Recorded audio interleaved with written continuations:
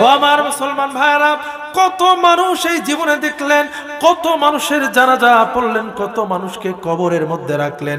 এমন মানুষ ছিল যাদের কণ্ঠের আওয়াজে এই জমিন থরথর করে কেঁপে উঠত, যাদের কথাই সমাজ চলতো, এলাকা চলতো, দেশ চলতো। আজ ওই কবরস্থানের মধ্যে তাদের ঠিকানা হয়ে গেছে, কবরের মধ্যে দুবলা ঘাস গজিয়ে গেছে। ওই কবর থেকে পৃথিবীর মানুষকে সামান্যতম কোনো সংবাদ দেওয়ার সামর্থ্য তাদের নাই। কত যুবক ঢাকা থেকে টাঙ্গাইলে রওনা করে, ঈদের সময় মাকে ফোন দেয়, মা বাড়িতে কোনো বাজার করবা না, ছোট বোনের জন্য জামা কিনবা না, তোমার জন্য কাপড় কিনবা না, বাবার জন্য লুঙ্গি কিনবা না, আমি ঈদের সমস্ত মার্কেট বাজার করে আমি কিন্তু ঢাকা থেকে রওনা হচ্ছি। টাঙ্গাইল বাইপাসের কাছে আসার শোনার সঙ্গে সঙ্গে ফোন আসলো, কে জানি ফোন দিয়া বলে, কান্নার আওয়াজ, বলে আপনার ছেলে অ্যাক্সিডেন্ট করে দুনিয়ার থেকে বিদায় হয়ে গেছে। কথা কোন ঠিক কিনা?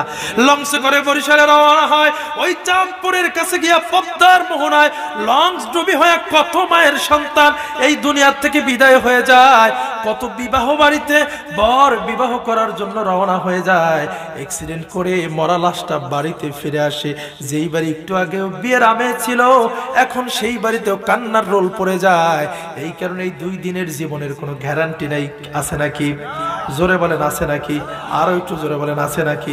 যদি না থাকে তাইলে দাড়ি হবে, বড় হব, বিয়ে করব, ছেলে হবে, এরপরে নামাজ পড়ব, এমন কোন নিশ্চয়তা বুদ্ধিমান দিতে পারে না। কতক্ষণ ঠিক কিনা?